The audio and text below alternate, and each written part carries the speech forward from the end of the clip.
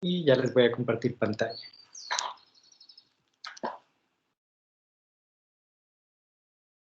Listo, ¿ya la ven? Sí, profe. Perfecto. Sí, profe. Ya han tenido que ver entonces el enunciado. Vamos a trabajar con este producto, ¿ok? Vamos a trabajar con el dispensador de jabón de Lysol. El caso es el siguiente. Lysol es una empresa dedicada a la producción de líquidos desinfectantes que ayudan a proteger a las personas de la contaminación de microorganismos a través de su eliminación. Ha visto un crecimiento sostenido en la demanda de sus productos a partir de la pandemia, situación por la cual ha tenido que esforzarse por estar a la altura de la necesidad del público. Para nadie es un secreto que fue uno de los primeros productos que se acabó cuando inició todo este periodo. Uno de sus productos estrella es el dispensador de jabón líquido, que ha resultado de gran utilidad ante la constante exigencia de mantener las manos limpias como medio de barrera de la propagación del COVID-19.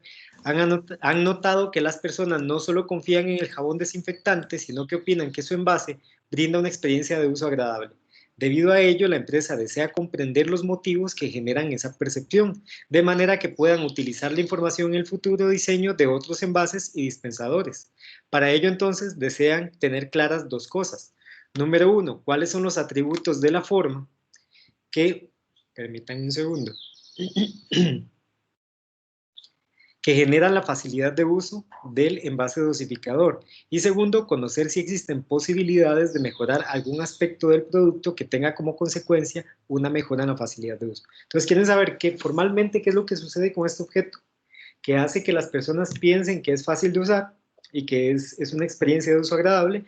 Y segundo, si a pesar de todo eso, además existe alguna posibilidad de mejorarlo, de hacer que la experiencia sea todavía mejor.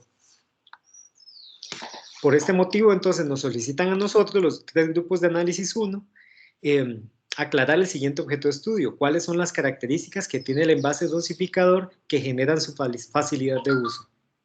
Para ello, es necesario aclarar las siguientes cuestiones.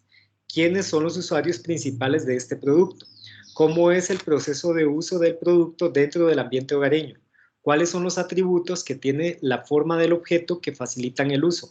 ¿Existen características del objeto relacionadas con el uso que puedan mejorarse?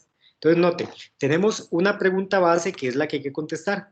Es esta que tenemos por acá. Eso es el objeto de estudio. El objeto de estudio en una investigación es aquello que se quiere aclarar. Es la pregunta base que se quiere dejar en claro. Después, para contestar esa pregunta, hay 4 preguntas de investigación. Son estas de por acá. ¿Ok? Cada una de ellas, entonces, corresponde a una respuesta, a una porción de la respuesta que contesta por completo el objeto de estudio. Y cada una de ellas, o más bien algunas de ellas, están relacionadas con las técnicas que nosotros vamos a ¿cómo se llama?, desarrollar. La primera, ¿quiénes son los usuarios principales de este producto?, tiene que ver con el mapa de empatía. La segunda, ¿cómo es el proceso de uso del producto dentro del ambiente hogareño?, corresponde al análisis de uso, que lo vamos a realizar a través del uso de la técnica Storyboard. ¿Cuáles son los atributos que tiene la forma del objeto que facilitan el uso? Eso lo vamos a hacer en la segunda tarea, no en esta, sino en la que sigue después de esta, utilizando ¿cómo se llama?, el análisis de usuario-objeto. Y la última pregunta, ¿existen características del objeto relacionadas con el uso que pueden mejorarse? Va a quedar contestada con el trabajo práctico relacionado con este caso. Entonces vamos a tener 2 tareas. Esta primero, una tarea después, y de último, un trabajo práctico, todos relacionados con el caso Lysol. ¿Qué hay que hacer? Para esta tarea, definir los perfiles de usuario del producto envase dosificador Lysol. Analizar el proceso de uso del producto envase dosificador Lysol. Entonces, por un lado, necesitamos definir quiénes son los usuarios, cuáles son los grupos de usuarios que emplean principalmente ese producto, o que más bien son los que nosotros deberíamos de estudiar, considerar para el diseño del envase, en nuestro caso para el análisis del envase, y segundo, cómo se utiliza, es decir, cómo es el proceso de uso del envase dosificador. Ambas técnicas se van a hacer a través del aprendizaje colaborativo. ¿Qué se supone que tenemos que aprender de todo esto?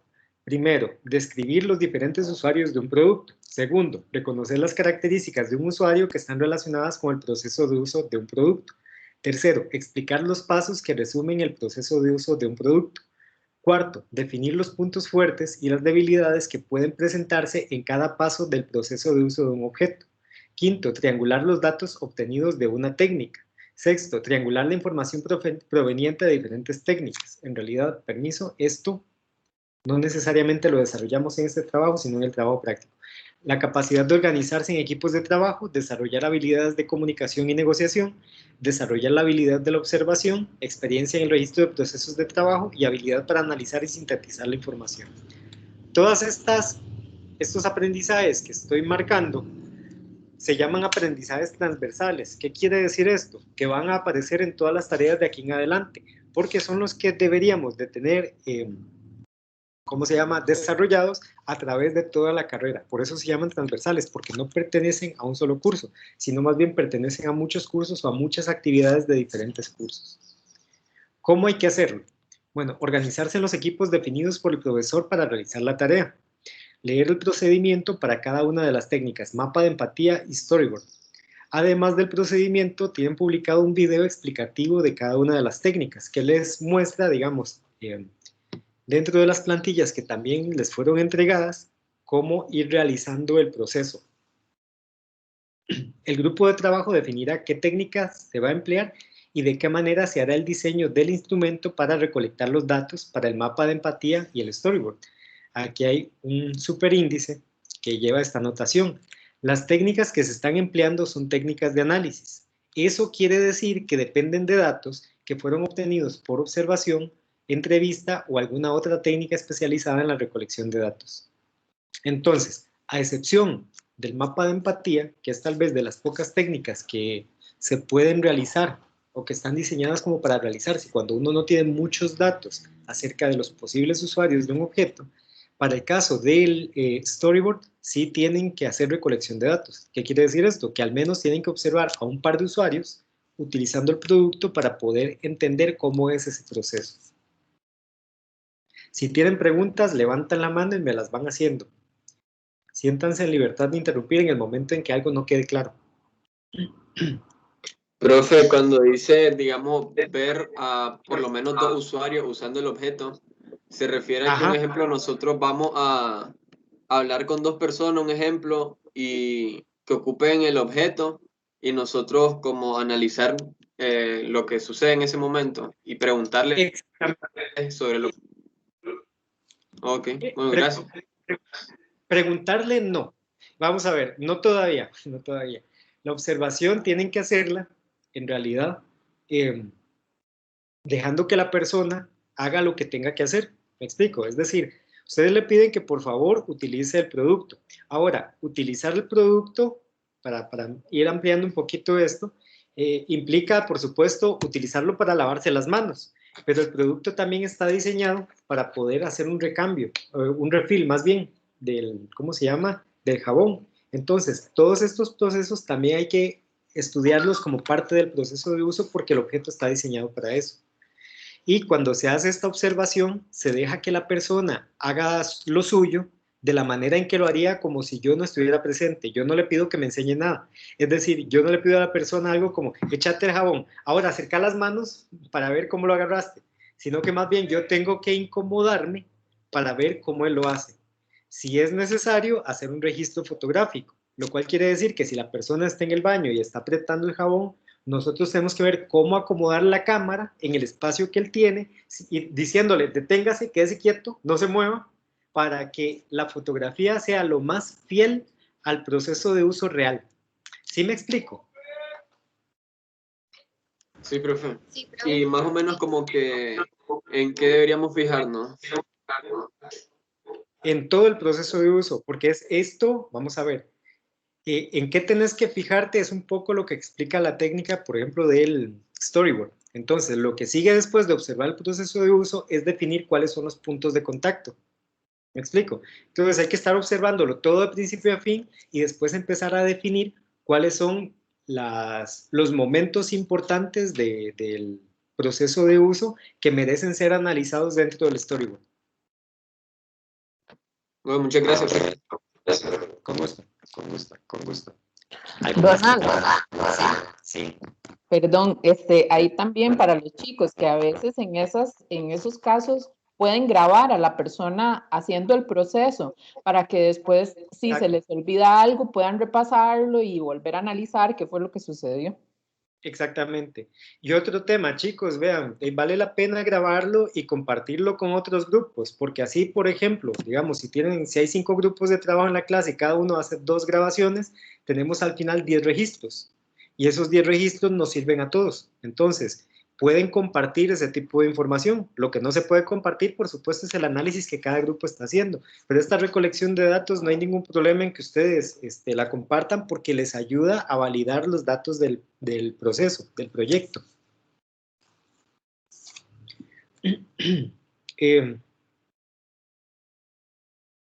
Listo, ahora. Una vez diseñado el instrumento, se someterá a prueba para verificar que se obtenga la información necesaria para realizar el análisis. Por ejemplo, cuando se realiza una observación, uno normalmente hace un guión de la observación, de qué cosas va a observar. ¿Ok? Esto quiere decir que es probable que lo conveniente es que yo utilice primero el objeto para ver más o menos cuáles podrían ser los pasos y en dónde poner mucha más atención cuando realice las observaciones. Me hago un guión de aquello que tengo que observar y lo voy anotando conforme va sucediendo. Igual, como lo menciona Paula, es muy conveniente y es muy sano hacer el registro o fotográfico o a través de video.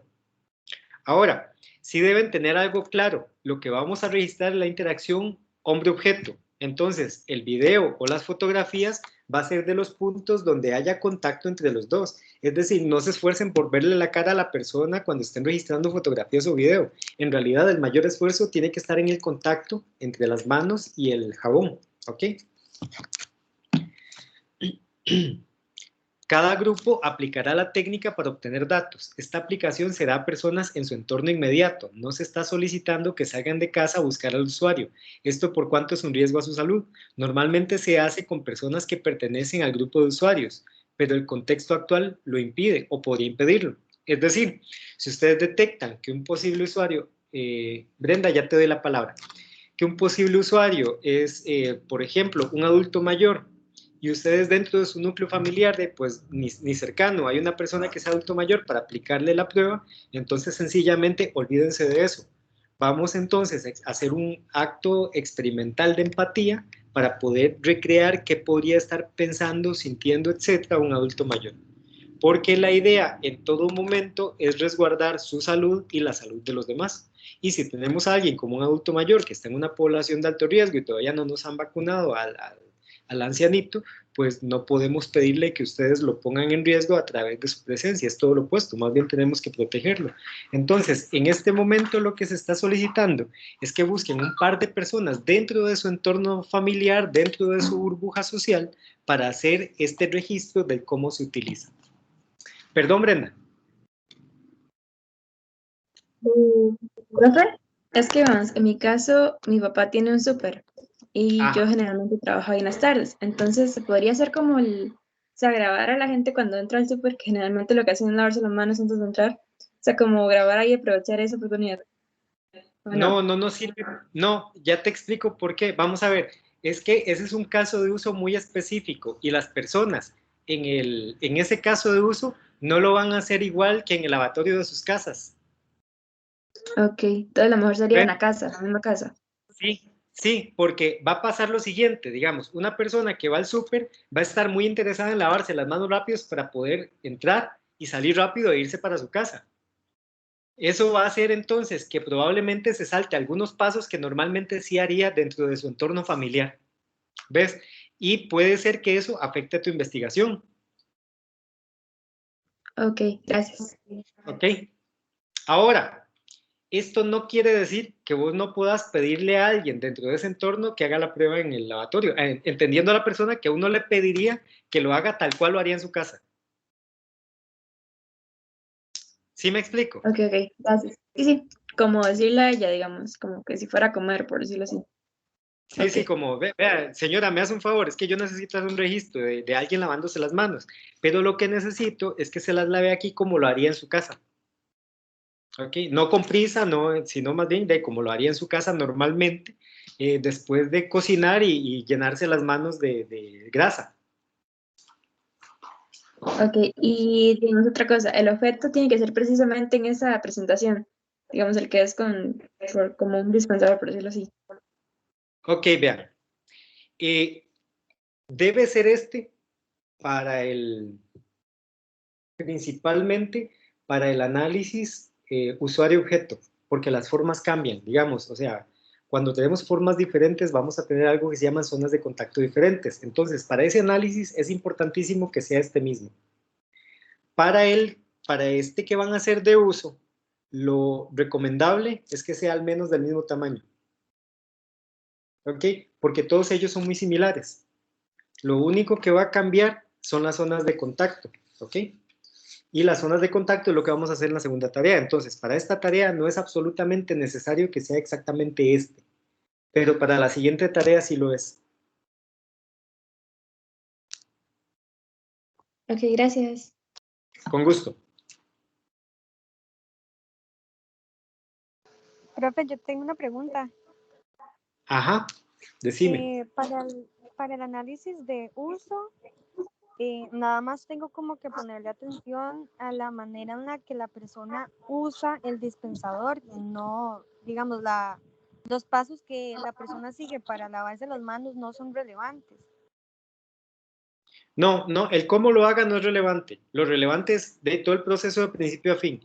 Después, cuando ya vos vas a crear tu análisis, entonces vas a reconocer que, digamos, supongamos que le hiciste la prueba a 3 personas y supongamos que la primera persona lo que hizo fue echarse en el jabón de las manos y restregárselo con las palmas. Supongamos que la segunda lo que hizo primero fue restregarse la parte opuesta de las manos. Y supongamos que la tercera se echó se echó primero agua en las manos y después el jabón.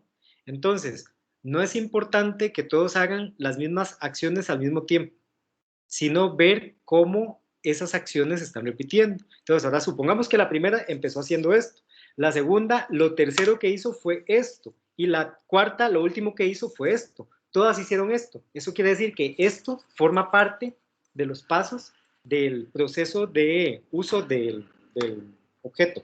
¿Sí me explico? Y suave, aquí hay un punto de desenfoque de mi parte. Recuerden que el análisis no es de cómo uno se lava las manos. Es decir, no es el grafiquito de cómo se lava las manos, sino de cómo utiliza esto.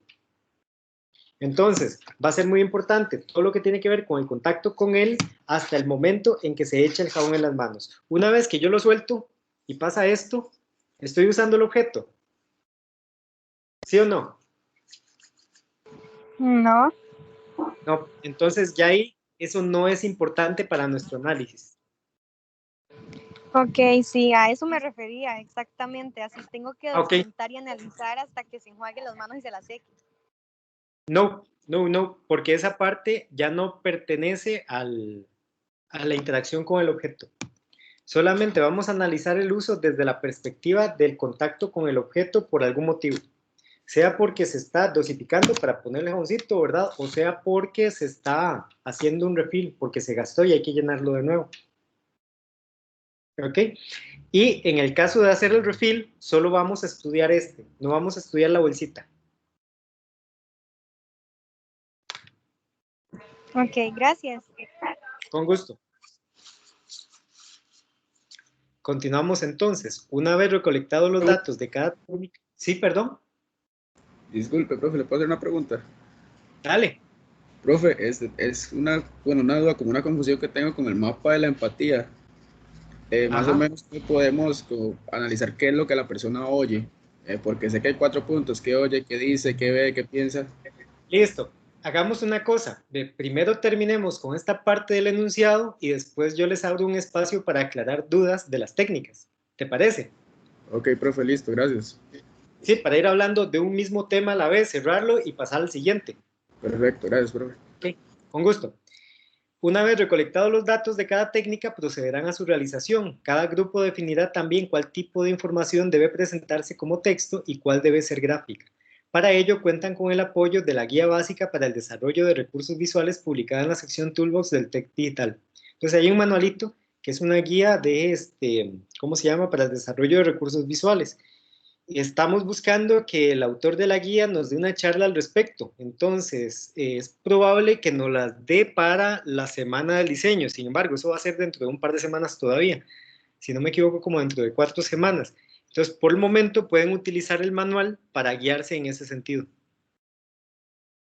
Debe realizarse un análisis narrativo para cada una de las técnicas. Para ello se impartirá un webinar en el que se harán recomendaciones generales para realizarlo. Esto lo haremos entonces la próxima semana. Procederán a realizar el levantamiento y diagramación del informe. Debe cumplir con los siguientes requisitos. Deben procurar que los renglones tengan un máximo de 10 a 15 palabras. ¿Qué quiere decir esto? Que no pueden tener la hoja acostada con un renglón de principio a fin, ¿ok? Por varios motivos. El principal de todos es la facilidad de lectura. Los renglones largos ocasionan que uno se pierda fácilmente en la lectura, ¿ok? Número 1, en la lectura de entender lo que está leyendo.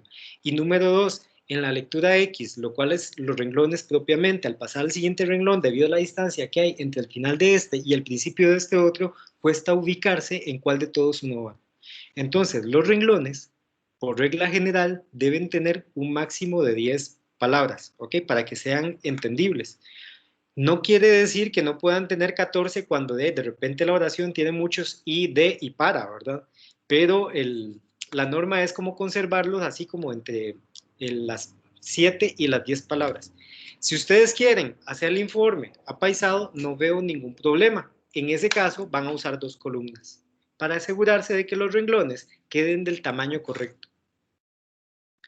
Segundo, si tienen una cantidad mayor, deben hacer el trabajo a 2 columnas. Tercero, debe agruparse los datos secuencialmente, agrupándolos de manera que faciliten el entendimiento al lector. ¿Qué quiere decir esto?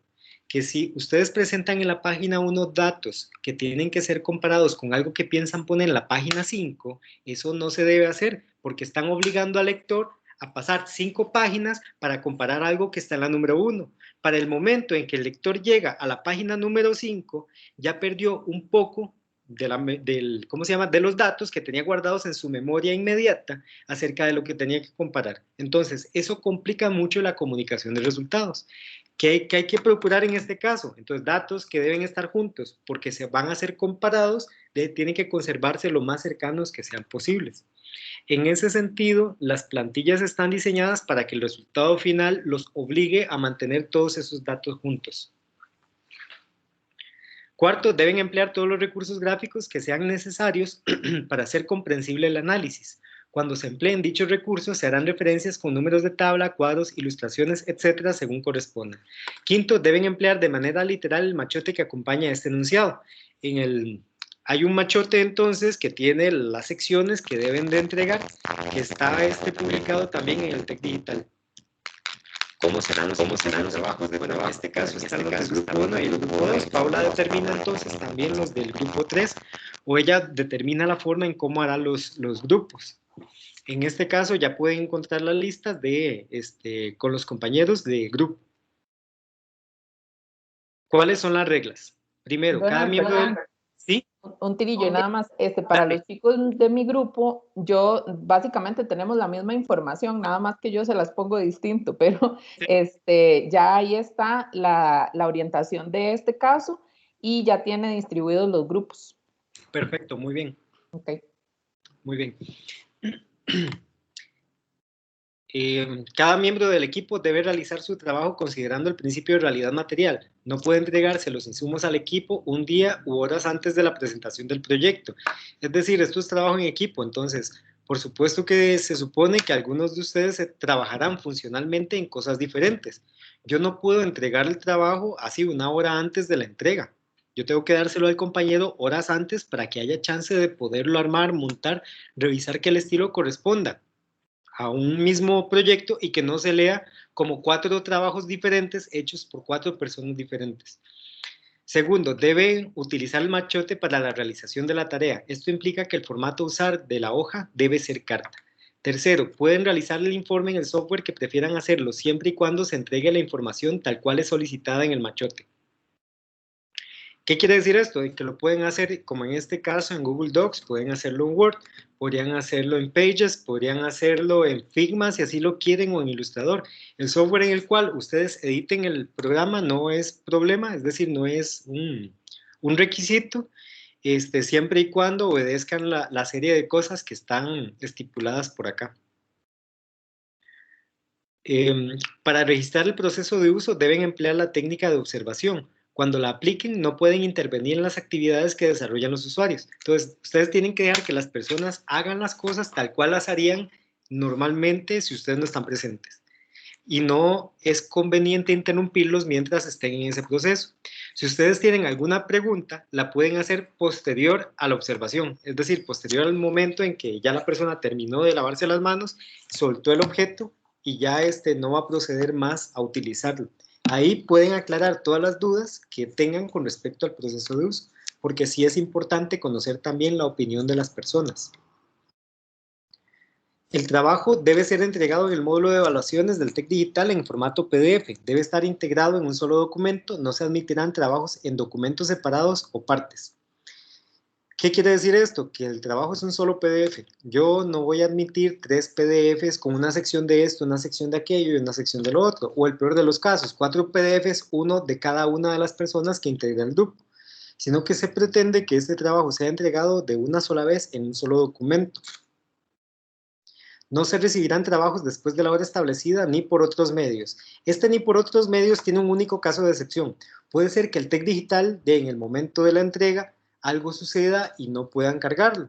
Entonces, en ese caso, pueden subir el trabajo dentro de documentos en el team respectivo, ¿ok? La hora entonces indica en qué momento subió, si la hora es válida, el documento está como entregado.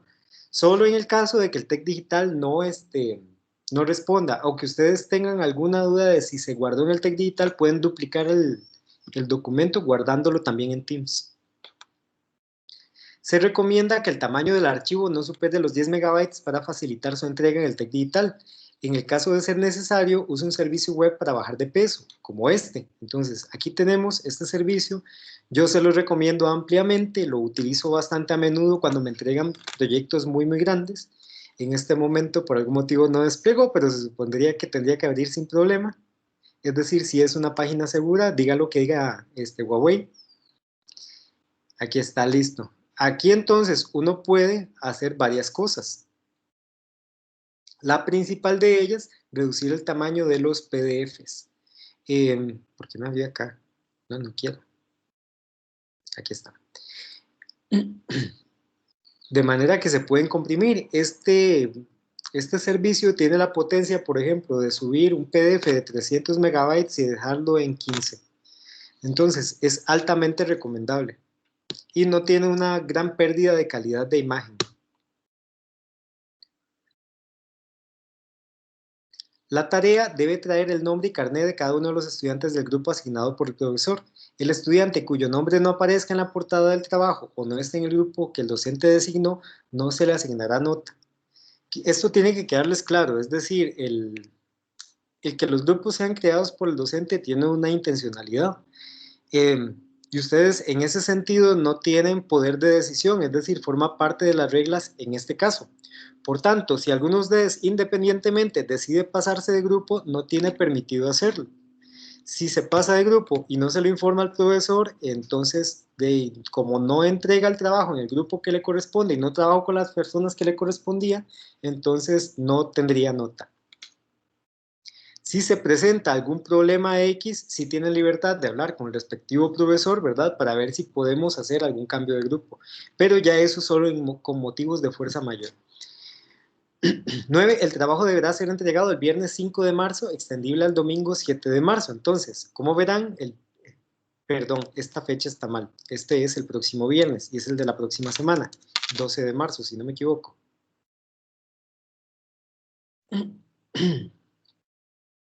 Por tanto, extendible al 14. ¿Estoy bien en las fechas, chicos? Sí, Sí, profe, esta semana es 5, la otra ya sería 12. Perfecto, entonces sería 12, 13, 14 de marzo el domingo.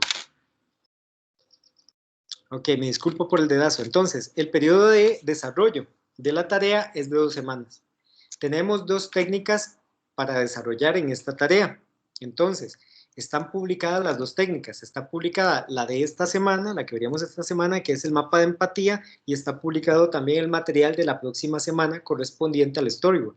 Entonces, si así decide el equipo de trabajo, puede trabajar esta semana en las 2 técnicas a la vez para irlas desarrollando, dividirse, por ejemplo, en equipos de 2 personas, o si quieren, pueden trabajar todos juntos en el desarrollo del mapa de empatía y la próxima semana en el desarrollo del storyboard. Ya eso depende de la dinámica de grupo que ustedes establezcan. ¿Qué hay que entregar? Un informe digital que contenga las siguientes secciones: portada, definición de la muestra en estudio, instrumento aplicado, triangulación de los datos, análisis narrativo de los resultados, síntesis, anexos, datos recolectados en el proceso y evidencias de la realización de la tarea. Y aquí está la rúbrica de evaluación. Hay una rúbrica entonces por cada una de las técnicas. En el caso, bueno, de la evidencia tiene un 10% y va a ser considerada excelente si presentan abundante evidencia que demuestre el desarrollo de la técnica.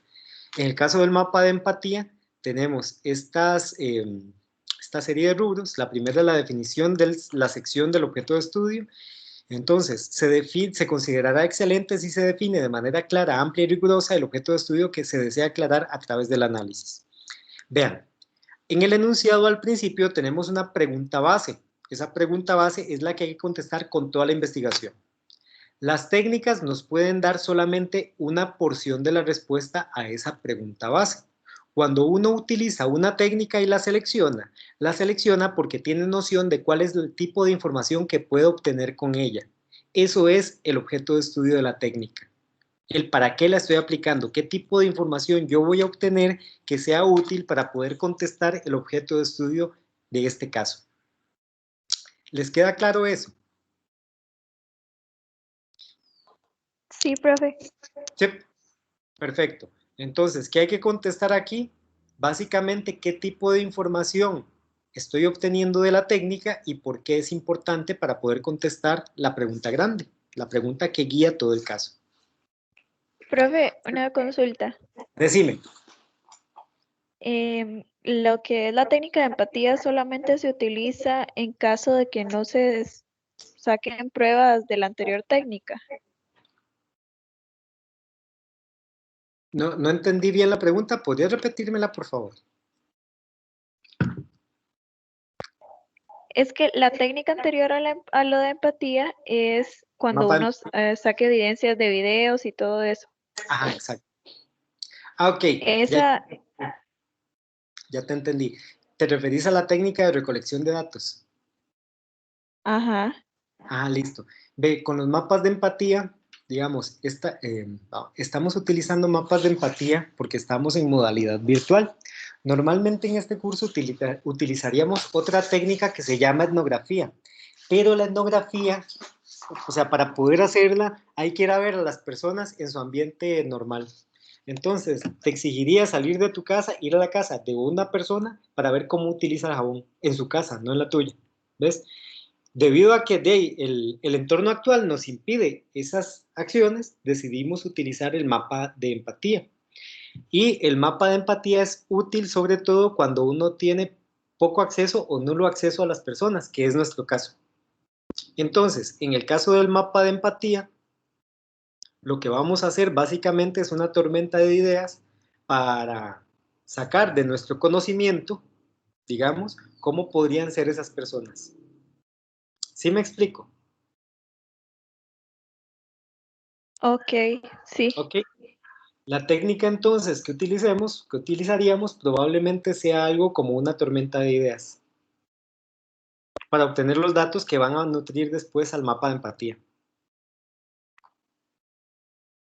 Ok, profe, muchas gracias. Con gusto. Siguiente, diseño del instrumento de recolección de datos. Se genera un instrumento robusto que se va a considerar excelente si tiene la siguiente característica.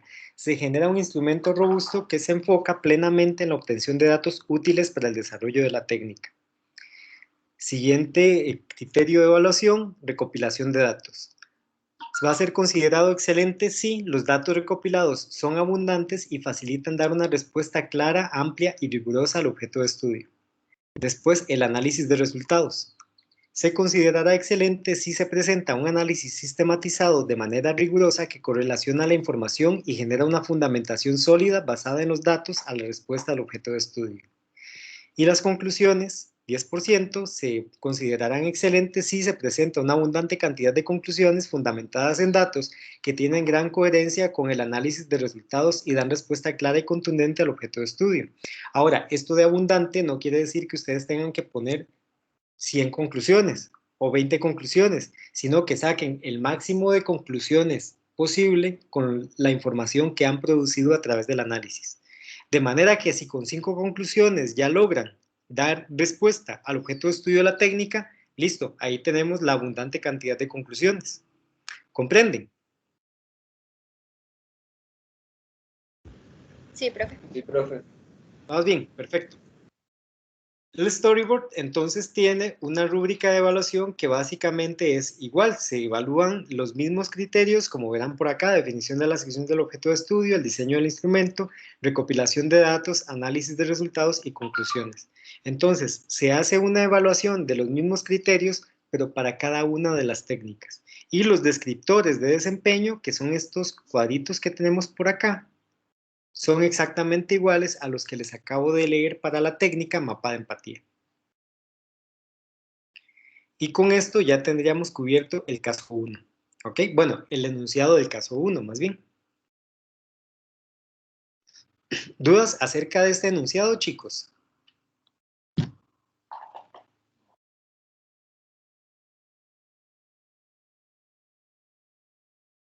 Silencio largo parece querer decir que no.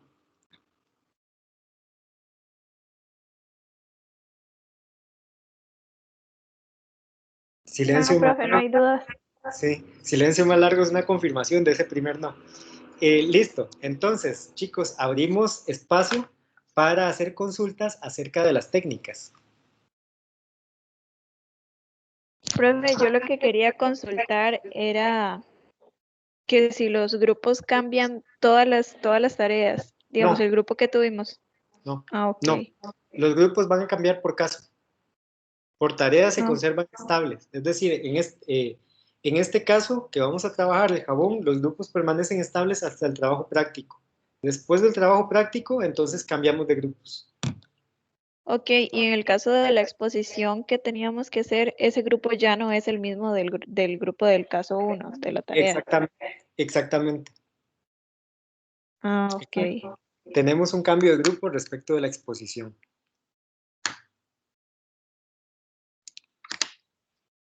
Ahora sí, ¿quién me había preguntado el mapa de empatía?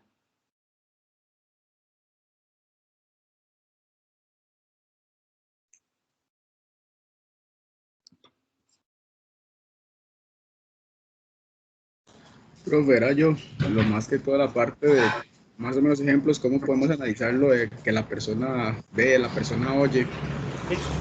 Sí, ve, esto es, vamos a ver, esto es una proyección, por así decirlo, es decir, nosotros tenemos que sacarlo como de nuestra experiencia, de nuestra intuición.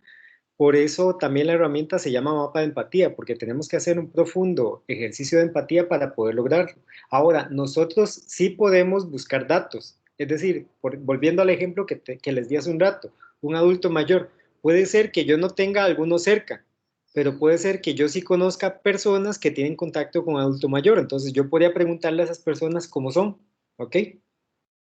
Yo podría preguntarles como más o menos, dependiendo del proyecto, digamos, a qué cosas le ponen atención, de qué se quejan más, qué asuntos se les complican un poco más, qué cosas son más fáciles, qué les genera placer. Ese tipo de cosas empiezan a dar luces como de qué podría ser más complicado para ellos. ¿Sí me explico? Sí, profe, ya le entendí. O sea, yo trato de ponerme los zapatos del usuario. Exacto. Como si fuera yo. Exacto. Solo que hay una cláusula aquí en este contrato, y es que todo lo que vos veas debe tener relación con el jabón, con el producto o con el proceso de lavarse las manos. Entonces, si vos en la sección de qué va pones algo así como que el adulto mayor ve la Rosa de Guadalupe, eso no nos aporta nada, porque ¿qué dice acerca de su relación con este producto? No está aportando en ese sentido. Pero si entonces el adulto mayor lo que ve es que hay otras personas que utilizan constantemente jabón de este tipo, eso sí ya empieza a darnos información. Si el adulto mayor ve que esa marca está muy presente en el supermercado, eso sí es información que tiene que ver con el producto, que sí nos empieza a ayudar un poco. Profe, por ejemplo, puedo poner que el adulto mayor oye frecuentemente en anuncios o comerciales de la efectividad de la marca, o que el jabón elimina tanto por ciento de las bacterias, o sea, lo que oye. Exacto, exacto. Eso entonces pudo haberlo oído. Es que vamos a ver, esos dos casos pueden ser ver u oír, porque también existen vallas de carretera que presumen esas cosas. O anuncios, publicidad de periódicos, cosas así, en donde sale que la principal virtud de este tipo de jabón es que elimina el 99% de las bacterias. Y por detrás dice que mata el coronavirus. Entonces, eso es información que podría estar en ver y que podría estar también en qué escucha, qué oye. Ok, profe, listo, ya le entendí. Vas entendiendo, perfecto, perfecto. Entonces sí, eso debe quedarles claro. Como no tenemos acceso directo al usuario para poderlo observar, necesitamos hacer un ejercicio de empatía fuerte y ponernos en el zapato del usuario y considerar su relación con el producto para llenar todo ese perfil. Bueno, en realidad para ir recolectando los datos que se van pidiendo paso a paso dentro de la plantilla para poder entonces, ¿cómo se llama? Generar el perfil de los diferentes usuarios. ¿Más dudas, chicos? Con ¿Sí? eso mismo, profe, por ejemplo, cada uno de nosotros analizamos, qué sé yo, a 3 personas, los de mi grupo, y al final hacemos un solo perfil con lo que más encontremos del usuario, o... Okay.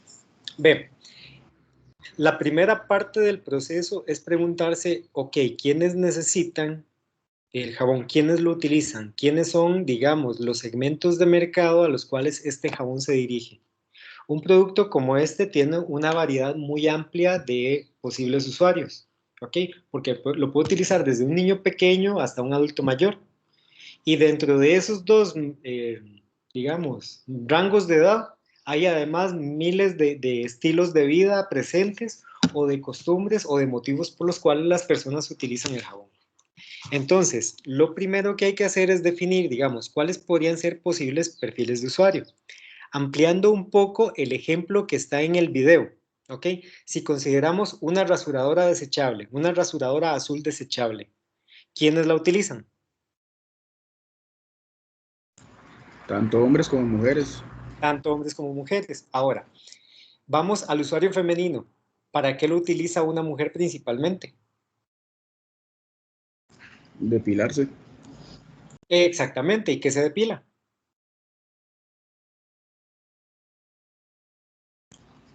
Y el cuerpo en sí, profe. Exactamente, pero vamos de nuevo. Que no te dé miedo. ¿Qué parte del cuerpo? Pueden ser partes íntimas, piernas. Exacto, exacto. Ahora, en el caso del público masculino, ¿para qué la compra principalmente? También para depilarse, pero ¿qué parte del cuerpo? Principalmente. La cara, la barba. Principalmente la barba, lo cual no quita que pueda depilarse cualquier parte del cuerpo, pero el público masculino generalmente la compra para depilarse la cara. ¿Qué quiere decir esto?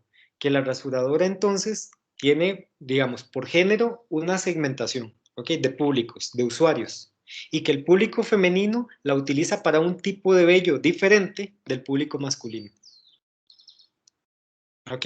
¿Por qué esa información es importante dentro del análisis? Porque eso tiene que dar explicación por qué la rasuradora tiene que ser lo fuerte para eliminar la barba, que es un vello un poco más duro, y lo delicado para poder eliminar vellos de las piernas sin maltratar. ¿Ok? De ahí entonces es donde uno puede poner la atención en la cuchilla para ver cuáles son las características que tiene para lograr ese objetivo, de que sea lo fuerte para quitar la barba y lo delicada para no dañar la piel de las piernas. Ahora, vámonos al público masculino. Ya no a qué vellos se eliminan, sino por qué motivo se rasura un hombre. Yo en el video exploro 3 perfiles, si no me equivoco, pero pueden haber más. Entonces, ¿por qué motivos? Y la pregunta es abierta a todos, participen sin miedo. ¿Por qué motivos un hombre tiene que depilar alguna parte del cuerpo, independientemente de cuál parte sea? ¿Qué lo impulsa? ¿Para reducir la cantidad o para dar una figura en el caso de barba? Como Entonces, por estética. o sea, ¿qué te damos? Esa primera respuesta. Entonces, hablas como más de vanidad, por un asunto de lucir bien. Ajá. Ok, muy bien. Entonces, este usuario en específico tiene como común denominador que utiliza la rasuradora para lucir bien. Él no está pensando en que la barba le pica. Él no está pensando en que tiene un código vestimentario que obedecer. Él está pensando todo el tiempo en que tiene que ser el más guapo. ¿Comprenden? Entonces, su motivación es precisamente el tema de la vanidad y la apariencia. Ahora, ¿quién iba a decir algo más? No, yo había dicho lo mismo, yo dije estética. Ok, muy bien, muy bien. ¿Por qué otro motivo un hombre se podría quitar la barba? Profe, usted había Por mencionado higiene. el deporte. Comodidad. Deporte, comodidad. Ok, vamos con el deporte. Entonces, Higiene. si alguien se lo quita por vanidad, tiene la misma motivación que alguien que se la quite por un asunto de deporte. ¿Los No. mueve lo mismo? No. Entonces, las necesidades del que se quita la barba por vanidad respecto del que se la quita por deporte son las mismas. Supongo que no. Exacto, supongo que no, porque por supuesto en este momento, como no han desarrollado un ejercicio de este tipo, es difícil de responder esa pregunta. Vamos a ver, ¿qué necesidad tiene el perfil del hombre deportista? Pues, sobre todo, mejorar su desempeño. Y el del vanidoso, lucir bien. Por tanto, son dos necesidades diferentes. Al ser necesidades diferentes, ellos pertenecen a segmentos diferentes, a usuarios diferentes. Y entonces ya vamos identificando dos posibles usuarios de una rasuradora desechable. Sí, porque en el caso de un deportista no lo va a hacer tanto para verse bien, sino más bien va a querer como quitársela toda o algo así. En cambio, alguien que es por vanidad va a preferir una que sea más delicada y que le ayude a dar la figura bien sin que vaya a ser un desastre. Exactamente. Entonces, tendríamos un gran grupo de usuarios que son deportistas y que necesitan quitarse los vellos. Ahora, ¿sería trascendente que el deportista sea hombre o sea mujer?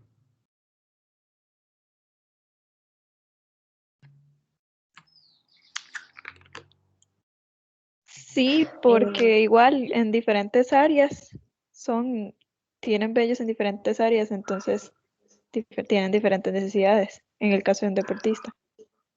Pero al final la necesidad no es quitarse los vellos para mejorar su desempeño. Profe, pero o sea, me imagino que es por la misma razón de que hay restauradores para mujer y para hombre, ¿no? Sí, sí, sin margen de duda, sin margen de duda. Lo que pasa es que si tenemos una familia de clase media, ¿ok? Con un presupuesto limitado, compran restauradoras para hombre y para mujer, siendo que las de mujer son a veces 3 veces más caras que las de hombre y exactamente iguales. Chicas, ¿se han notado eso? Sí, En realidad sí lo sí. hemos notado. De hecho, Pongan, solo porque sean como rosadas o de colores que no sean azules, ya son demasiado caras. solo eso hace que aumente el precio.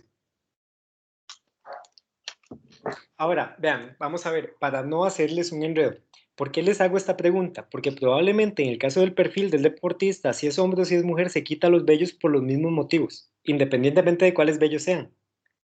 ¿Ok? Ahora, si por ejemplo, cuando yo tengo que definir cuál de los usuarios va a ser hombre o mujer, pues entonces defino el que sea más apropiado para cada género. Entonces, probablemente para el vanidoso sea más importante el hombre que la chica. ¿Por qué el hombre? Porque ese se va a quitar principalmente el vello. Bueno, primero, se va a depilar todo el cuerpo, fijo, porque es vanidoso, ¿ok? Y número dos, porque va a querer estar con un corte bien preciso de su barba, ¿ok? Y la barba es de los vellos más duros del cuerpo de un hombre, entonces es más apropiado para este perfil el género masculino debido a que presenta mayor dificultad para el producto. En el caso del deportista, el deportista se va a quitar el vello de todo el cuerpo, más o menos como el vanidoso, pero por motivos diferentes. En este caso, tal vez nos sirva más un perfil femenino que uno masculino, porque la información del masculino yo ya lo tengo en, ¿cómo se llama?, en el perfil del vanidoso. ¿Comprenden eso o les hice un enredo? Claro, profe. Ok, ¿y el resto? Profe, ¿lo puedo volver a repetir? Claro, claro, vean. En algunos casos, cuando uno está definiendo los perfiles de usuario, yo en el video menciono 3 posibles usuarios de una rasuradora.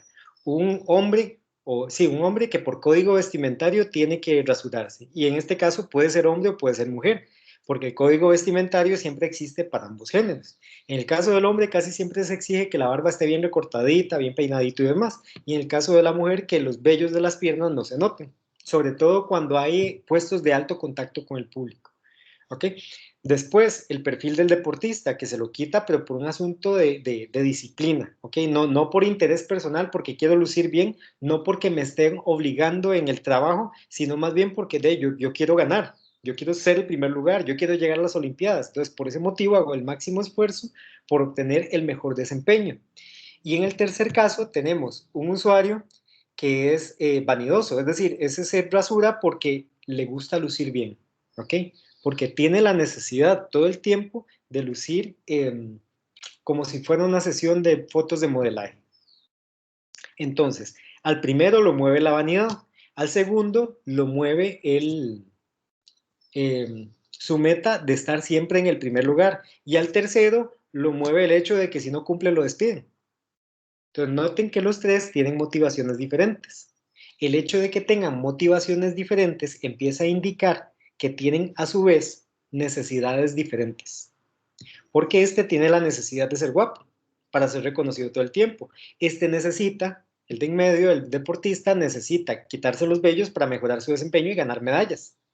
Y este último lo que necesita es conservar su trabajo. Por eso obedece el código vestimentario, para no tener problemas laborales. Ahora, después de que uno ya tiene los usuarios, ¿ok? Y que ya tiene toda, digamos, toda la labor que les exige la plantilla, hay que decidir al final el perfil de la persona, ¿ok? La persona es un alguien que nosotros diseñamos que representa a todo el grupo de usuarios. Entonces vamos a diseñar una persona que cubre a todo el grupo de usuarios vanidosos que se rasuran la cara por vanidad. Y a todo el grupo de usuarios deportistas que se rasuran para mejorar su desempeño, y a todo el grupo de obligados laborales que se rasuran para conservar su trabajo. Y aquí tenemos que tomar decisiones de tipo de género. En algunos proyectos conviene tener equidad, es decir, el mismo número de hombres y mujeres. En otros proyectos conviene tener mayor cantidad de alguno de los 2 géneros. Por ejemplo, si estuviéramos trabajando para el colegio de enfermeros, lo correcto sería el colegio de enfermeras, entonces probablemente haya mayor representación femenina porque ese es territorio de mujeres. Hay menor cantidad de enfermeros varones que enfermeras mujeres. ¿Ok? Entonces ahí probablemente necesitamos más chicas que chicos. Si nos vamos, qué sé yo, a un congreso de urólogos, sí hay urólogos que son chicas, que son mujeres, pero son mucho menor cantidad. Entonces probablemente la representación masculina dentro de la determinación de personas pues tenga predominancia. Si yo voy a diseñar un curso para el tecnológico, entonces ahí probablemente yo necesito equidad, porque es altamente probable que tengamos valores más cercanos al 50-50 entre hombres y mujeres, a excepción de diseño industrial, que es territorio de mujeres. Entonces, cuando uno va a determinar el perfil de la persona, tiene que decidir también si es hombre o mujer, y hay que usar un criterio para poder decidirlo. ¿Ok? Entonces, a eso me refiero. Si tenemos un vanidoso, ¿qué nos sirve más? ¿Un vanidoso o una vanidosa?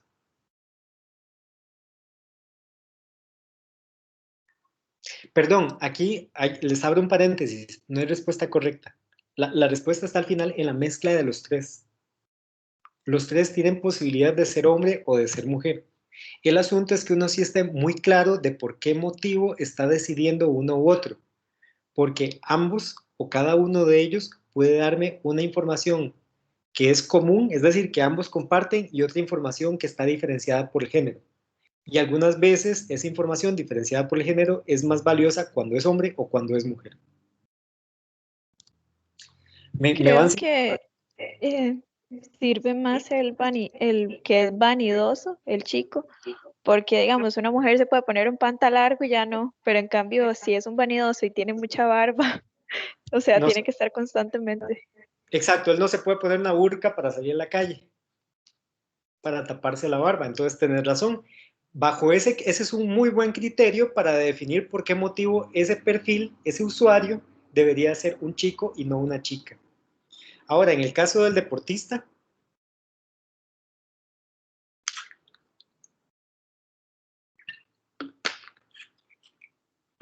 chicos, se vale batear, no se preocupen mucho, yo no los voy a basurear. Ahí yo siento que por lo menos un deportista es más inteligente una mujer, digamos que sea mujer concentrado, porque digamos normalmente usan shorts más cortos o blusas más cortas o crop tops y demás, en cambio los hombres andan como más tapaditos siempre. Ok, sí, ese podría ser un criterio para poder definir a la chica. Y si, por ejemplo, digamos, uno necesita, o sea, por algún motivo, por la mezcla de los otros que tiene, necesita que sea un chico, entonces buscaríamos a uno que tenga que andar destapado obligatoriamente, como un nadador, ¿ok? Como alguien de natación, que definitivamente no va a andar con camisa y pantalón largo de ahí nadando. ¿Profe? Sí. A mí yo siento que depende mucho como del espacio, porque digamos, eso que dijo antes la compañera de que es mejor una mujer, un hombre que una mujer en el caso de vanidoso, no aplicaría para ahora, que la gente anda con mascarillas, porque la barba no se le va a ver. ¿Vos crees que el vanidoso lo detiene la mascarilla? Depende, digamos, cuando anda con... No. El vanidoso con o sin mascarilla está bien rasurado debajo de la mascarilla. Perdón, ¿has notado que existen mascarillas para hombres con barba? No las he visto, la verdad. ¿No las has visto? Bueno, resulta que este tema de las mascarillas ha sido complicadísimo para los hombres que sí tienen la barba ya abundante. Es decir, si alguien anda media barba, como ando yo todo el tiempo, un poquitito más larga que media barba, no hay mucho problema, te cubre todo. Pero ya cuando tienes la barba Santa Claus, la mascarilla te queda básicamente como un porche en la boca, con muchas fisuras, que es lo que no tiene que suceder. Y la barba es un montón de espacio, de vellos que dejan mucho espacio y que permiten entrar y salir ¿cómo se llama? El flujo de la respiración. Entonces, la mascarilla obligatoriamente tiene que cubrirte este sector. Y para eso entonces se han diseñado mascarillas que básicamente son una bolsa mascarilla. Es decir, son para envolver la barba, que te llega hasta aquí a la barbilla y te puedan cubrir todo el sector de la nariz. En el caso ahora, cuando nosotros definimos los perfiles, casi siempre vamos a escoger los perfiles que tienen un comportamiento extremo. Entonces, no vamos a utilizar al vanidoso, que es más o menos vanidoso, sino al vanidoso extremo metrosexual. ¿Por qué motivo? Porque él es mucho más quisquilloso. Entonces, si yo le resuelvo las necesidades al más quisquilloso, le resuelvo las necesidades a todos los que son menos delicados que él. ¿Comprenden ese concepto, chicos? Sí, profe. Sí, profe. Entonces, eso es regla general cuando se diseñan personas o cuando se hacen mapas de empatía. Cuando se determina el representante del grupo de usuarios, siempre se busca que sea un usuario extremo, porque el usuario extremo te va a cubrir las necesidades de todos los que están por debajo de él. Y eso hace entonces que el producto final tenga consideraciones para mayor cantidad de personas, por así decirlo, para mayor cantidad de gente. Profe, entonces, después de hacer como los perfiles de usuario, digamos, deberíamos elegir solo un usuario al cual abarque todos esos, digamos, posiblemente. Solo uno sería entonces. No, ve, no es elegir, lo vamos a diseñar. Ujú. Nosotros lo que hacemos es crear a alguien que no existe, lo vamos a bautizar, le vamos a poner nombre, bueno, primero lo vamos a crear, le vamos a poner el género, después le vamos a poner un nombre, después, dependiendo del proyecto, podría ser una ocupación, si eso fuera trascendente, o podría ser un estilo de vida, podría ser una edad, podría ser un colegio de procedencia, si es que esa información es importante. ¿Ves? Esto de qué características debe tener el perfil que nosotros estamos diseñando depende del proyecto. ¿Okay? Si estuviéramos diseñando algo para un restaurante de comidas rápidas, entonces probablemente un perfil de usuario esté determinado por todos los que andamos muertos de hambre todo el tiempo. Y probablemente el perfil como tal se llame el muerto de hambre, porque está muerto de hambre todo el tiempo. Ahora, ¿por qué se llama así? Porque es muy fácil de explicar. ¿Ok? Porque si uno dice que es el que tiene la necesidad constante de comer, no se percibe lo mismo de carácter emocional, digamos, no se explica lo mismo que diciendo, no, es que él es un muerto de hambre, es decir, todo el tiempo tiene hambre. ¿Ves? Ahora, cuando tenemos un perfil como este, por ejemplo, la ocupación no tiene mucha importancia. Pero qué tanta plata tenga para invertir en la comida que anda en la calle, probablemente eso sí tiene mayor importancia dentro del proyecto. ¿Por qué motivo? Porque es para restaurantes de comida rápida y lo que necesitamos son clientes. ¿Me va siguiendo la idea? Sí, sí, profe, hay que crear, digamos, por decirlo así, una persona a la cual abarque todas las necesidades de todos los usuarios, digamos, la Eso mismo. mayor parte posible. Exacto. Por eso, el ejercicio es así. Primero determinamos a todos los posibles usuarios, ¿verdad? A los grupos de usuarios. Esto sería como determinar para las rasuradoras, ahora ya tenemos claro que es un vanidoso, un deportista y un obligado. ¿Ok? Ahora, una vez que ya tenemos el grupo de los vanidosos, de ahí sacamos todas las características del grupo completo.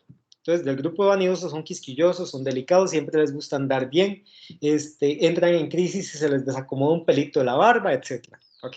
Esas son las características que después le vamos a poner a la persona que estamos diseñando, porque ella es la representante, la persona representante de todo el grupo de usuarios. ¿Vas viendo? Ok, profe. Sí, sí.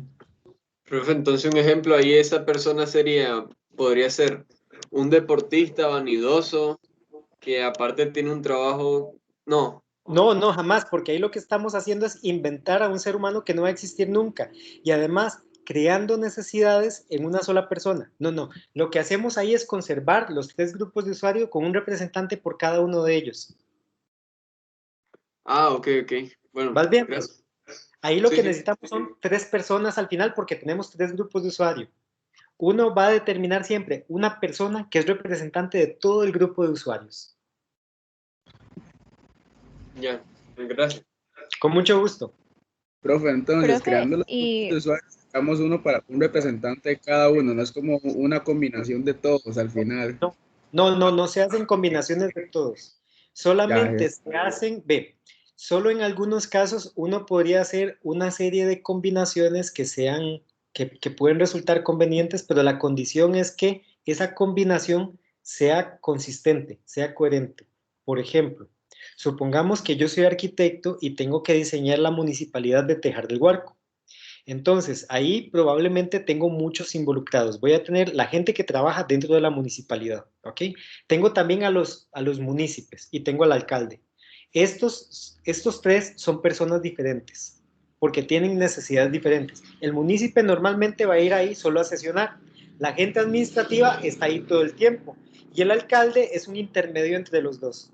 Además de eso, tenemos a la gente de la localidad que va a hacer trámites a la municipalidad. Tenemos usuarios que son ocasionales. Y esta gente que va a hacer trámites, yo no la puedo tratar como un solo usuario, porque dentro de ellas voy a tener probablemente chicos, chicas, que tienen que ver con la escuela de música de la localidad. Tengo adultos mayores que van a pagar sus impuestos o el agua o lo que sea que se pague dentro de la municipalidad y así sucesivamente. Y también en un proyecto como este, yo no puedo olvidar a la población con capacidades físicas disminuidas. Entonces, si te das cuenta, ya empiezan a ser como miles de personas para un solo proyecto. Cuando tenemos algo como eso, nosotros sí podemos hacer una fusión de usuarios. La condición es que sean altamente consistentes. Por ejemplo, es muy consistente de repente que un adulto mayor tenga capacidades físicas disminuidas. ¿Ok? Y si yo tengo estos 2 casos, adulto mayor con capacidades físicas disminuidas, el perfil del usuario además se me va hacia el extremo. ¿Ok? Porque él tiene problemas debido a su edad avanzada y tiene problemas debido a que ya perdió capacidades físicas. Entonces, esa fusión de perfiles funciona muy bien. Pero si yo ya quiero crear al ama de casa, madre soltera, discapacitada, que es munícipe, algo como eso no existe. ¿Comprenden? Ah, sí, profe. Entonces habría que crear varios usuarios, digamos, pero con diferentes condiciones, por decirlo así. Exacto, exacto. Y yo solo puedo unir usuarios cuando, número 1, tienen características y necesidades similares, y eso es lo que hace que sea consistente su unión. Sí, ok, pero como por ejemplo los adultos mayores, porque la mayoría de adultos mayores con el tiempo se disminuyen sus capacidades físicas y todo ese tipo de cosas, entonces es algo lógico, digamos, por decirlo así de alguna manera. No es algo que pueda ocurrir por arte de magia, al azar, digamos. Exactamente, muchas gracias por recordármelo. Profe, y volviendo al caso del jabón, entraría de que al ser una marca altamente identificada y obviamente el precio es un poco más elevado a otras marcas que ni siquiera uno conoce, entonces uno también puede hacer un perfil en cuanto a la economía de algunas personas. Eso podría, exactamente, podría darles un indicador de cuáles son las poblaciones o cuál es la población a la cual se está dirigiendo este producto.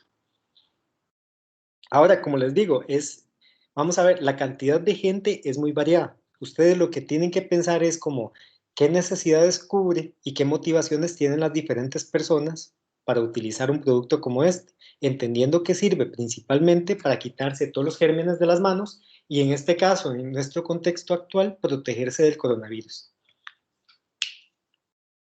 ¿Ok? Ok.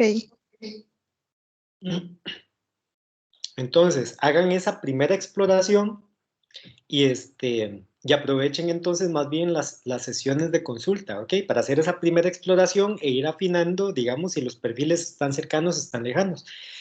Va a pasar lo siguiente, es decir, todos vamos a encontrar perfiles similares porque es el mismo producto que se dirige a los mismos usuarios. Entonces va a suceder que los diferentes equipos de trabajo van a tener probablemente, supongamos que son 4 personas, supongamos, porque eso uno nunca lo sabe a priori, eso lo sabe hasta que hace el proceso de análisis, que son 4 personas. Fijo, de las 4 personas, 3 van a ser compartidas por la mayoría de los grupos. ¿Ok? Puede ser que una sea diferente, pero 3 siempre van a ser compartidas, porque es el mismo producto que se dirige a los mismos usuarios. Entonces, no se estresen. Número 1, si no le salen muchos usuarios, lo normal es que salgan pocos. De hecho, en un proyecto se aconseja que haya un máximo de 5. En un proyecto como este. Ok, un proyecto de mayor complejidad como el que yo les mencioné, el diseño de toda una municipalidad, probablemente sí se necesiten más personas y el tratamiento ¿cómo se llama? De su información para el insumo de diseño es un poquito diferente, pero ya ese es tema de arquitectura, entonces no entremos en eso. En nuestro caso vamos a tener máximo 5 personas, mínimo 3 personas para este producto. Y 5 en realidad yo empiezo a considerar que son muchas. Ok, ¿alguna otra duda con respecto a esa técnica, chicos, chicas?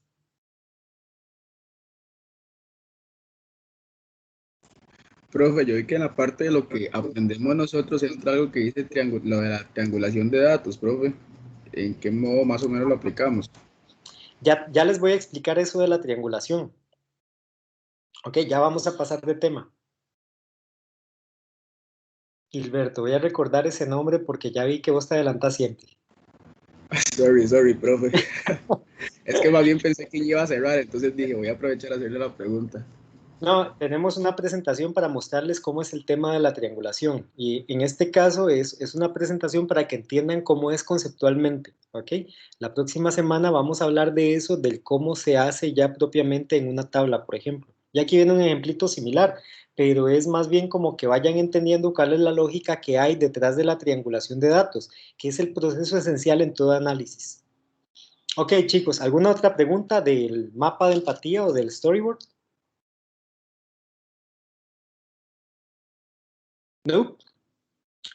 Listo. Entonces, voy a cambiar de pantalla. Regálenme un momentito. Vamos a ver, aquí está. Vean, el proceso de triangulación de datos es algo que se hace cuando se comparan los datos que son o que funcionan, perdón, que sirven para un análisis. Me equivoqué de botón por lo visto. Entonces, el acto de analizar implica descomponer un objeto en partes para poderlo entender. ¿Ok? Cada una de esas partes entonces va a ser analizada para aumentar la cantidad de información y tiene que ser comparada para llegar a algún tipo de conclusión. Lo primero que hay que entender es que cuando uno hace un proceso de análisis es porque de ahí tiene algo que contestar, es decir, nadie se mete en la labor de analizar en este trabajo si no tiene una curiosidad de por medio, si no tiene una pregunta clave que quiera aclarar. Esa pregunta clave entonces es el objeto de estudio. De aquí en adelante, grábense esta idea, el objeto de estudio no es un objeto físico, ¿ok? Es parte de la jerga del tema de investigación, de la teoría de la investigación. Objeto de estudio quiere decir pregunta que hay que aclarar. ¿Ok? Esa duda se da porque nosotros de eso que queremos saber tenemos algunas piezas y entendemos un poquito del tema, pero hay piezas faltantes que nos impiden comprenderlo. Entonces tenemos un nivel de entendimiento muy básico, pero lo que queremos es comprender qué está pasando. Y para poderlo comprender necesitamos recolectar las piezas que arman el rompecabezas completo. ¿Ok? Entonces, el objeto de estudio sería como encontrar estas piezas faltantes de este pequeño rompecabezas que tenemos por acá. Para ello, entonces, nosotros necesitamos buscar la información. Y la información la encontramos cuando estudiamos los sujetos de estudio. En nuestro caso, los sujetos de estudio, por ejemplo, en el mapa de empatía, son las personas resultantes. Ellos son los sujetos que estamos estudiando, ¿ok? Y de ellos tenemos información que tiene que ver con este objetito, con el, iba a decirles champú, ya perdí la noción del tiempo y del espacio, con el jabón para lavar manos. Y esos sujetos de estudio tenemos que compararlos, ¿ok? Pero para compararlos yo debo tener noción clara de qué voy a comparar con qué. Y a eso se le llaman categorías. Las categorías de estudio es aquello en lo que yo me voy a fijar en cada objeto de estudio para poder comparar al final la información. ¿Vamos bien hasta acá? Sí, profe. Sí, profe. Sí, perfecto. Vean, entonces, para poder triangular la información cuando está presentada de forma escrita, cuando los datos son escritos, normalmente se utiliza un instrumento que se llama cuadro de doble entrada. Es este que están viendo por acá. Sí ve la presentación, ¿verdad? Sí, profe. Sí, perfecto. Que yo tengo un problema de display aquí, me está mostrando más bien como que yo estoy enseñando otra parte de la pantalla. Ok, vean. Entonces, si notan, esto es una tabla, es como una tabla de Word y de hecho se hace en una tabla de Word. En la primer columna tenemos las categorías. Las categorías es aquello en que me tengo que fijar en cada sujeto de estudio para poder comparar la información. Y el 1, 2, 3 son los sujetos de estudio que están en cada una de las columnas restantes. Entonces, en las celdas que se me forman en el cruce de la categoría 1 con el sujeto 1, yo discuto de esta categoría, de esto que escribí aquí. Supongamos que esto es la rasuradora y que esta primera categoría es material de las cuchillas. Entonces, para la rasuradora 1, yo aquí pondría de qué está hecho de qué están hechas las cuchillas, qué propiedades tienen, qué ventajas, qué desventajas. Para el número 2, lo mismo, qué tipo de cuchillas tienen, qué material se utiliza, qué ventajas y qué desventajas. Y de la 3, exactamente lo mismo. ¿Por qué motivo? Porque así tendría yo aquí en esta fila toda la información que es similar y que ahora sí puedo comparar porque es información similar. Yo podría concluir entonces que las cuchillas de la rasuradora 1 son más débiles que la de la rasuradora 2, sin embargo, permiten un corte mucho más fino que la de la 2. ¿Me explico? Entonces, ese es el tipo de cosas que queremos averiguar acá. Se necesita acomodar la información para poderla triangular. Triangular quiere decir comparar información de fuentes diferentes. De hecho, ya les voy a explicar un poco más el concepto de triangulación. Vean, entonces, cuando ya uno tiene todo el cuadro de entrada lleno, cuando ya hizo todo este proceso de triangulación de datos, empieza a notar que hay algunos que tienen relación con el objeto de estudio que está averiguando, aquella pregunta que inició todo este proceso de análisis. Que, por ejemplo, entonces, en la categoría, en la primera categoría, este bloque de información tiene consistencia con otra información que está en esta categoría. de aquí abajo. Si notan, entonces, son temas diferentes, porque son categorías diferentes, pero por algún motivo tienen relación y esa relación puede ayudar a contestar el objeto de estudio. Entonces, yo lo que hago es comparar esas dos. Tengo entonces, aquí es donde se da el proceso de triangulación. Tengo una fuente de datos 1 y una fuente de datos 2 correspondientes a estos que encontré por acá, en mi cuadro de doble entrada, que ellos ayudan a contestar el objeto de estudio. Yo lo que hago entonces es hacer una interpretación de la fuente 1 y de la fuente 2 para producir mi análisis, mis conclusiones al respecto. Cuando yo hago esto, entonces genero información nueva. El tamaño del círculo pretende mostrar que esta información nueva es una mayor cantidad de información que la que hay en la fuente 1 y en la fuente 2, porque es la que proviene de las dos fuentes más lo que yo estoy aportando para interpretarla. Por tanto, se está produciendo una mayor cantidad de información que antes. Un proceso de análisis implica entonces que hay un aumento de la información. Y el proceso se llama triangulación porque si se dan cuenta, entre la fuente 1, la fuente 2 y la información nueva se forma un triángulo. Y por eso se llama así. Esta información además tiene otra característica. No contesta necesariamente de una vez el objeto de estudio. Es información nueva y diversa. Diversa quiere decir que probablemente yo tenga muchas más piezas, y de fijo voy a tener muchas más piezas que las que necesito para poder terminar de armar el rompecabezas. Por tanto, de esa información nueva y diversa que hay en el análisis, yo necesito seleccionar aquellas porciones que sí van a completar el rompecabezas que arma el objeto de estudio y que van a permitir mi comprensión acerca del tema. ¿Ok? A eso se le llama síntesis. Entonces, el análisis es un proceso en el cual se multiplica la información, por así decirlo, crece la cantidad de información, pero no toda esa información que encontramos en el proceso de análisis sirve para contestar el objeto de estudio. Hay una porción menor de toda esa que produjimos que sirve para contestar el objeto de estudio. Eso es la síntesis, sacar solo la información importante que va a ayudar a sentar las conclusiones que dan respuesta al objeto de estudio. Entonces, de esa información nueva y diversa que encontramos, hay que ubicar cuáles son los datos que sí ayudan a completar ese rompecabezas. Y por tanto, aislarlos, encontrarles un sentido también a esos datos e integrarlos dentro del objeto de estudio para poder darle respuesta. Y con esto ya queda contestado el proceso de, ya queda contestado el objeto de estudio y finalizado el proceso de análisis a través de una síntesis. ¿Comprenden, chicos? Sí, profe.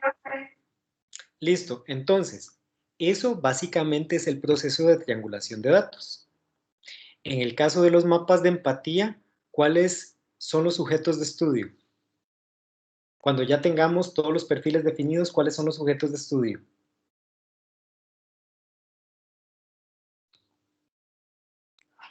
Se vale batear, no se preocupen. Que oye, que ve. Todo eso, profe.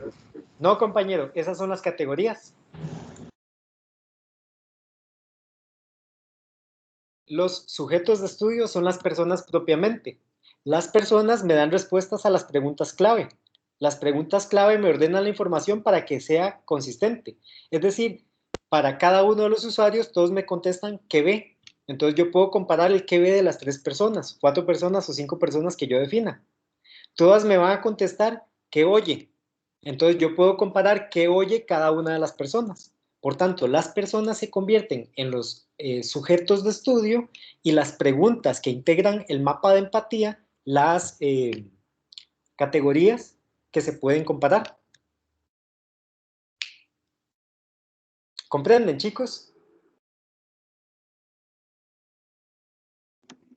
Sí, profe. Perfecto. Ahora, vamos al storyboard. El storyboard está integrado entonces por pasos del proceso de uso y la consigna del ejercicio dice que tenemos que buscar y poner especial atención en las facilidades y las dificultades. Entonces, ¿cuáles son los sujetos de Profe, estudio? disculpe. ¿Sí? ¿Se pueden entonces hacer varios procesos de triangulación? En este caso, en esta tarea se les está pidiendo que hagan por separado la triangulación de los datos del mapa de empatía y la triangulación de datos del storyboard. Ah, ok. Gracias. Ok, ahora, para completar tu pregunta, porque imagino que nace del tema de que, vamos a ver, que vos asumiste que íbamos a triangular la información de las técnicas. Ajá. Ok, listo. Eso es lo que hacemos en el trabajo práctico. Ok. En este momento, nosotros lo que vamos a hacer es lo siguiente. En las tareas vamos a obtener los datos que necesitamos para resolver el trabajo práctico. Y la misión del trabajo práctico va a ser solamente triangular los datos que obtuvimos a través de las técnicas.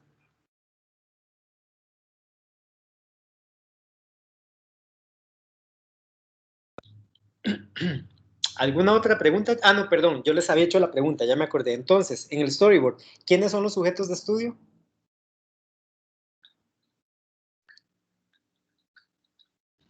Sería como el usuario que va a utilizar el producto. No, no. En el storyboard como técnica, ahí no estamos registrando al usuario, entonces el sujeto de estudio no puede ser el usuario porque no lo estamos registrando. ¿Qué estamos registrando en el storyboard?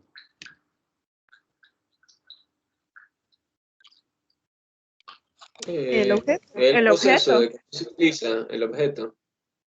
Suave, primero dijiste el proceso, después el objeto. ¿Cuál de los dos? No, el proceso de cómo se utiliza el objeto, ¿no? Eso, exactamente. El sujeto de estudio es cada paso del proceso de uso. Ahora, ¿qué es lo que pide la técnica que veamos en cada uno de los pasos?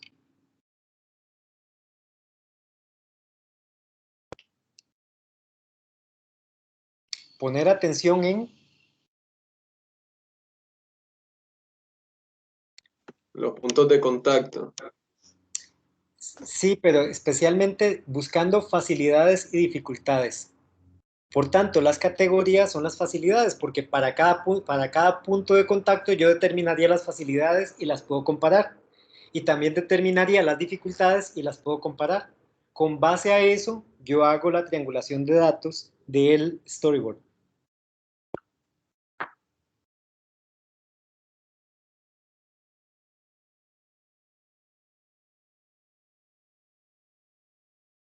Ok, chicos, ya para este momento asumo que llegaron al punto de saturación, es decir, ya están en el punto de que es demasiada información para procesarla en tan poco tiempo, ¿verdad?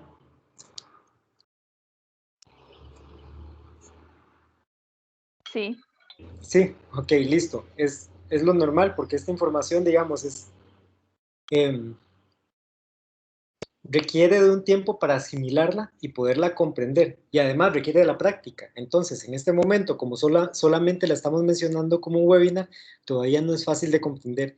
Necesitan primero de ensuciarse las manos haciendo el trabajo y empezando con los primeros errores, sobre todo, para empezar a entender cómo se arma todo este rompecabezas. Bueno, cuentan con esta presentación, está publicada en el TEC Digital también, además de todos los materiales de trabajo de esta semana. ¿Tienen alguna duda?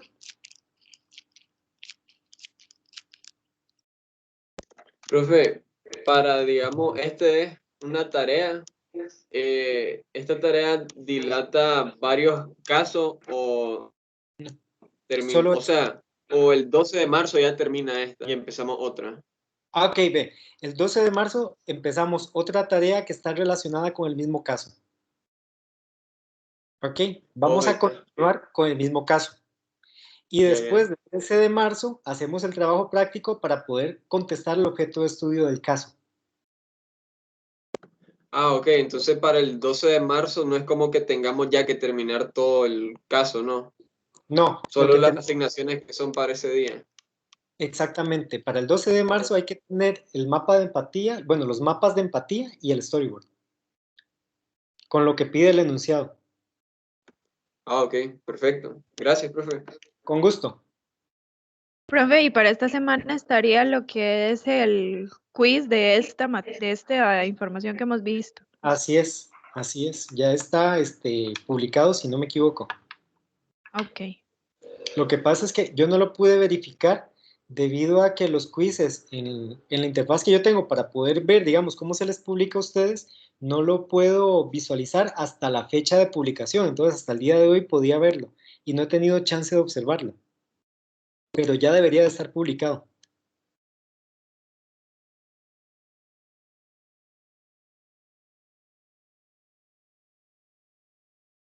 Oh, diablos. Permítame un segundo. Permítame un segundo que se me fue la señal. Listo. ¿Alguna otra duda?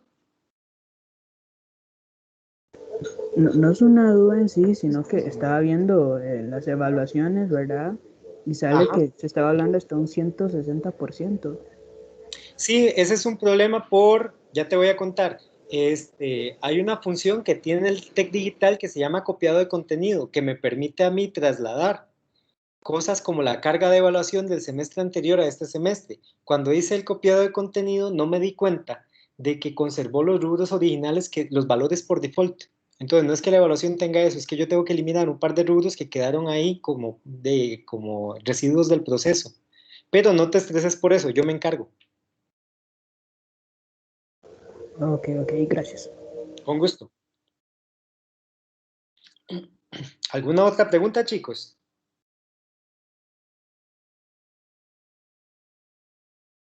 Ok, si no tenemos preguntas, podemos dar por finalizada la sesión del día de hoy. Entonces, Dave, a trabajar, chicos. Nos vemos el próximo miércoles. ¿De esta semana, profe? Sí. Ok. Sí, análisis miércoles, ¿cierto? Uh-huh. Sí, perfecto. A ver si nos vemos. Bueno, profe, muchas gracias. Con mucho gusto.